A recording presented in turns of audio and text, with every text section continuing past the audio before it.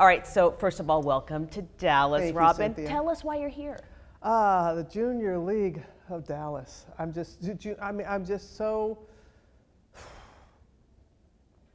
what they have been able to do, and you know you've been a part of it, the volunteerism, the impact, creating these incredible women leaders, teaching leadership. So I'm here to speak at a luncheon, get people all riled up, and say thank you for the example that they set.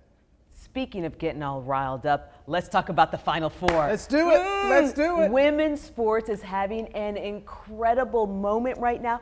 Caitlin Clark, Angel Reese, these are they are household names. Yeah, In they fact, are. I got a stat for you. All right. The Iowa versus LSU college basketball game this week brought in 12.3 million viewers, which you already knew, the most viewed game ever at your former stomping grounds, ESPN.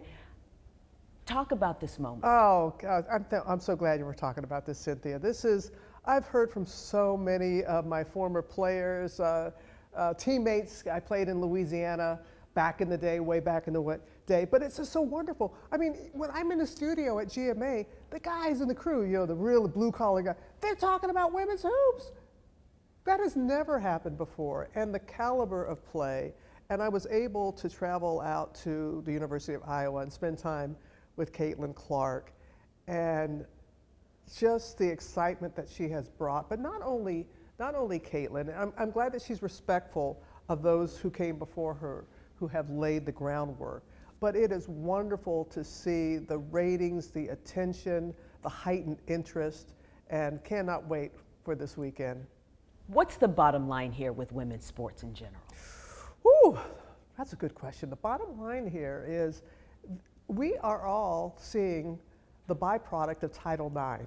Okay, this generation of women athletes, I'm going to get all up in my seat. You're in my wheelhouse now. This generation of women athletes, from day one, have been encouraged, have been taught how to play sports. I can remember being like in junior high and they rolled out the ball and they said, there's this thing called Title IX, and we would play in our PE uniforms were our basketball uniforms. And now you see the caliber of play. So what we're seeing is the benefits of women being taught and encouraged how to play, and how men are seeing these women got game. They're playing at an excellent high level and are deserving of the media attention and the public's attention to come out to the games and to support them as people have been doing this past year. And I love the encouragement too Caitlin talked about from her father. She Yes. told you. Yes. So tell yes. us what she told you. Oh, she's talking about how her dad, and the reason why she's able to shoot that logo 3 from such far distance, I barely reached the rim when I tried to shoot it, is because her father was so smart in saying when she was younger, and you know how those kids, they have this bad angle, you know, the form, and they're trying to, he wouldn't let her do that. He wouldn't let her shoot until she was able to, and that's why she has such incredible form. But the way that she's had the support of her father, who was one of her early coaches, and I asked her, I said, why do you not become nervous? You have the weight of the world on your shoulders, the expectation at each and every game you deliver. And she said, oh, my mom is up there in the stands. She's nervous enough for all of us. So she doesn't have to be nervous because her mom is, but just the strong family support that she has. You know, Caitlin Clark, that's a big get. I've noticed you've had a lot of big gets. Oh, bless you. Recently. To talk to Regina King, Oscar winner Regina King, who had not spoken about the death of her son, who died by suicide almost 2 years ago. And for her to want to sit down, and there's something that she said, Cynthia, that just really resonated with people who are going through grief. And she said, grief is love that has no place to go. And the way people responded to her words and how saying it was his choice, what he did, it just really helped a lot of people.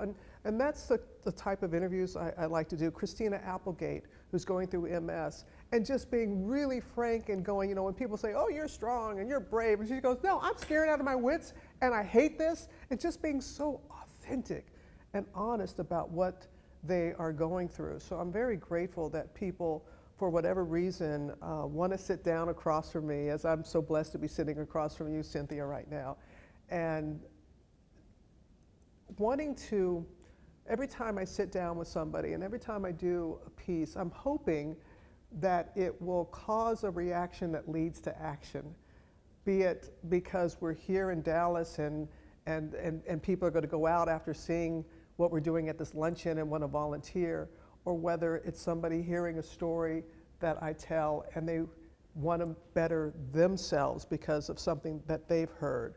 It's all about just wanting to just cause that reaction that leads to some action in some sort of way. Well, you know, you talk about Christina Applegate, and I immediately think about what you said in your book, Brighter by the Day. You know, focus on the fight and not the fright. Yes, yes, and that's what is so key. Look, we're all frightened. We all are. And so don't focus on that. You know, and I'm also about the solution, not the problem. We all have problems. Identify what the problem is, work on the solution. And that's what I mean about don't focus on the fight, on the fright, but rather on the fight. And that's something one of my former colleagues told me when I was going through cancer the first time. And I was scared out of my wits. You know, no one wants to hear the words that you have cancer. And he encouraged me. And I always remember that. I remember how that made me feel. And so that is something I've tried. I've just tried to make my mess my message because, you know, we all go through loss of some sort. That's not the tragedy. It's if we don't take time to understand why was this placed in my path, what am I supposed to learn, and more importantly, what am I supposed to share with others in case they're going to walk a similar path. And I love that. You talk about make your message. Everybody's got something. I love how you said something. Everyone's got something. Are you sure you're not from down south like me? Everybody got something? I love that. You've got so many things that I've actually been quoting. Robin, you're here to inspire. Where did that come from? My mama. When you strut, you stumble. That's another one that she told me because, you know, when you think you're all that in a bag of chips, boom, you stumble.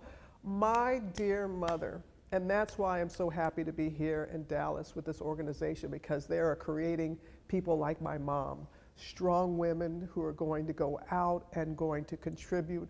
And my mama, whoo, think about her every day, very grateful for the lessons that she taught me. And she was the first in her family to go to college. She raised 4 incredible children. I'm the baby. And it was after I was the last one out of the house, she said, it's my turn, my turn. And she became on the State Board of Education in Mississippi, which then she became the chair, the Coliseum Commission, Federal Reserve Board. I can go on and on and on and on. Both local, state, and national boards that she became a part of after she raised her children with my father. We all have seasons in our lives. And that's what my mama taught me. And I'm so, so incredibly grateful. And thank you for Wednesday's Child. Thank you. Thank you. Thank you for what, you know, we all find our purpose. And this is the great thing that my mom taught me. It's wonderful. We're very blessed, Cynthia, you and I, to do what we do. But to go beyond ourselves and to realize that we are following this legacy of generosity that has been extended toward us, and we just want to carry on that legacy as best we can. And like your mother said, never limit the gratitude. Oh, I remember that Cynthia, you did your homework. I am very impressed. She was working on her book, and so she was dictating to me her list of thank yous at the end, sorry. And she's just going on, and I think she even thanked the postman. And I said, Mama, Mama, really, the postman? She goes, you cannot put a limit on gratitude. Just think about that. She cannot put a limit on gratitude. Who are you, Oprah over there making me like tear up here? I got these lashes have to last me. I'm getting you back because you had me tearing up when I read your books. Okay, you got married last September. Oh, yes. I love Amber, and I haven't even met her. Oh. What was it like sharing all of this with your GMA viewers? Oh, gosh. You know what was so great about it? She put a ring on it. I put a ring on it, too. Because she liked it. You know what I really appreciated? I had a bachelorette party on Good Morning America. And I remember George saying, did you ever think this would happen when you were a little child growing up in Mississippi? And he meant just having a bachelorette party. And I said, no, I never would have imagined it, especially with a woman. And who could have? And the way it was just, I'm somebody that people have seen over the years, And it was a party that we would have thrown for Lara Spencer or George or Michael. There was no difference to it. It was just like two people who are celebrating love. And I'm so grateful to that. I'm so grateful to the audience for just embracing it. And because I was Southern, I wanted to invite everybody to the wedding. And since I couldn't, I wanted to share as much as I could on GMA.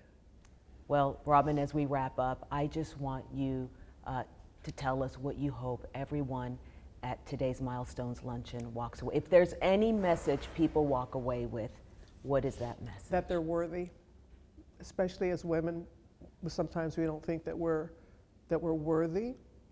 And I want every single person who walks away from the luncheon after our dynamic discussion that you and I are going to have, that they're going to be enlightened, they're going to be entertained, they're going to be uplifted, and they're just going to feel better about whatever it is, whatever their something is. Everybody's got something, as I wrote about. I don't know what everybody's something is, but they're going to feel better about their something, that we're going to give them the tools to help them achieve whatever it is that they want to achieve.